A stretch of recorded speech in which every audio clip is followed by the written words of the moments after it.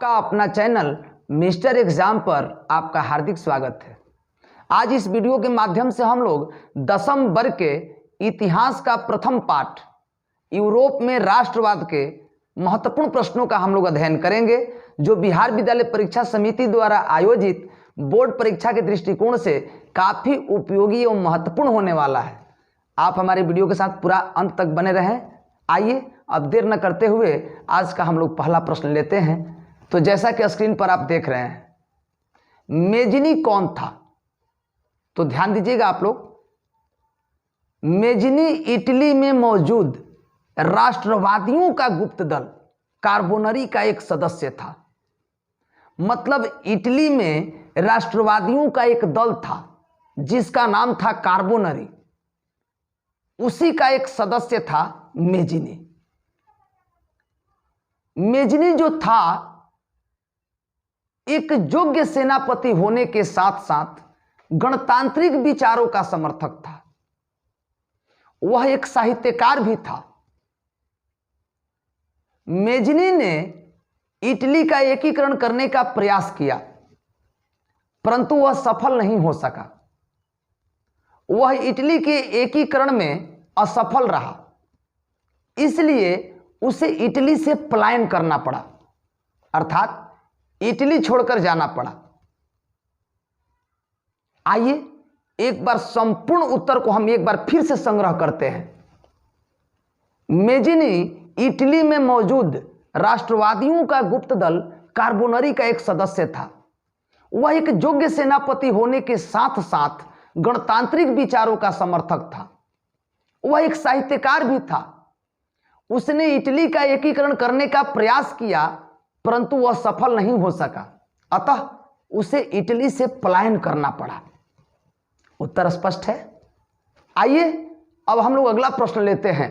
तो अगला प्रश्न जैसा कि आप स्क्रीन पर देख रहे हैं, इटली जर्मनी के एकीकरण में ऑस्ट्रिया की भूमिका क्या थी?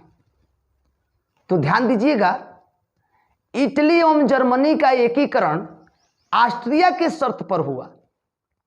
क्यों? क्योंकि इटली एवं जर्मनी के प्रांतों पर ऑस्ट्रिया का हस्तक्षेप एवं आधिपत्य था। बिना ऑस्ट्रिया को इटली एवं जर्मनी से बाहर किए इनका एकीकरण संभव नहीं था। बात समझ रहे हैं आप? यानी इटली एवं जर्मनी के प्रांतों पर ऑस्ट्रिया का आधिपत्य था, इसलिए जब तक इटली एवं जर्मनी से ऑस्ट्रिया को बाहर नहीं किया जाता तब तक उनका एकीकरण संभव नहीं था। इसलिए इटली एवं जर्मनी ने ऑस्ट्रिया को बाहर करने के लिए विदेशी सहायता ली। एक बार मैं उत्तर को संग्रह करता हूं, ध्यान दीजिएगा। इटली एवं जर्मनी का एकीकरण ऑस्ट्रिया के शर्त पर हुआ, क्योंकि इटली एवं जर्मनी के प्रांतों पर ऑस्ट्रिया का हस्तक्षेप एवं आधिपत्य था। बिना ऑस्ट्रिया को इटली एवं जर्मनी से बाहर किए इनका एकीकरण संभव नहीं था। इसलिए इटली एवं जर्मनी ने ऑस्ट्रिया को बाहर करने के लिए विदेशी सहायता ली, मतलब दूसरे देशों से सहायता ली। मैं उम्मीद करता हूं दूसरे प्रश्न का उत्तर आप समझ पाए होंगे। तो आइए अब हम अगला प्रश्न लेते हैं। प्रश्न संख्या 3, जैसा कि आप स्क्रीन पर देख रहे हैं, मेटरनिक युग क्या है? तो ध्यान दीजिएगा, मेटरनिक युग क्या है? मेटरनिक का संबंध ऑस्ट्रिया से है। ऑस्ट्रिया एक देश है, ऑस्ट्रेलिया नहीं, ऑस्ट्रिया। और उसी देश का चांसलर था कौन? मेटरनिक। मेटरनिक ऑस्ट्रिया का चांसलर था। भाई चांसलर का मतलब क्या होता है?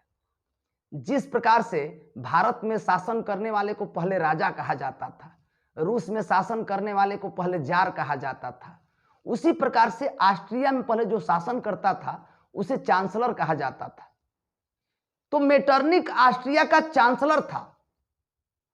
तो भाई कितने दिनों तक शासन किया?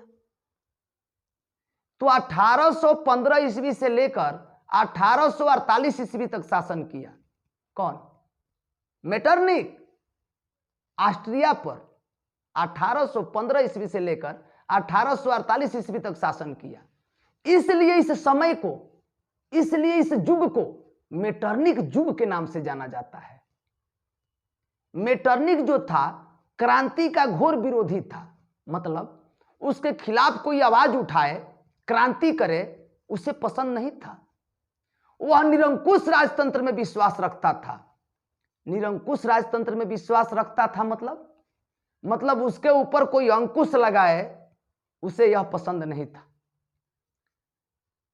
मेटरनिक ऑस्ट्रिया का चांसलर था। उसने ऑस्ट्रिया पर सन 1815 ईस्वी से लेकर सन 1848 ईस्वी तक शासन किया, अर्थात लगभग 33 वर्षों तक शासन किया। इसलिए इस समय को मेटरनिक युग के नाम से जाना जाता है। मेटरनिक क्रांति का घोर विरोधी था, वह निरंकुश राजतंत्र में विश्वास रखता था। मैं उम्मीद करता हूं इस प्रश्न का भी आप उत्तर समझ पाए होंगे। यूरोप में राष्ट्रवाद में कुल 6 महत्वपूर्ण प्रश्न हैं। मैंने 3 प्रश्नों का उत्तर आप लोगों को बताया। दूसरे पार्ट में 3 अन्य प्रश्नों का उत्तर मैं आप लोगों के सामने रखूंगा। तब तक के लिए बहुत बहुत शुभकामना। धन्यवाद। थैंक्स। ओके।